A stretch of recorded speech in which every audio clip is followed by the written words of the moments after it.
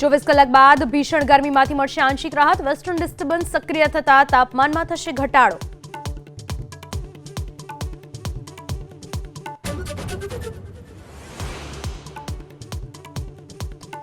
સુરતના રાંદેર ઝોનમાં આજે સાંજના સમયે પાણી કાપ। પાલ જળ વિતરણ મથકની 800 મિલીમીટર વ્યાસની ટ્રાન્સમિશન નળિકાનું કરવામાં આવશે શિફ્ટિંગ।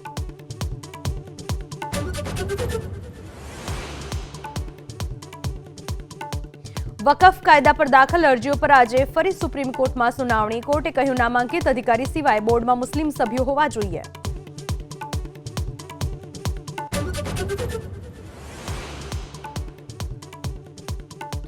ગુરુગ્રામ જમીન ડીલ મામલે રોબર્ટ વાડ્રાની આજે સતત ત્રીજા દિવસે થશે પૂછપરછ। ઈડીએ સવારે 11 વાગ્યે બોલાવ્યા।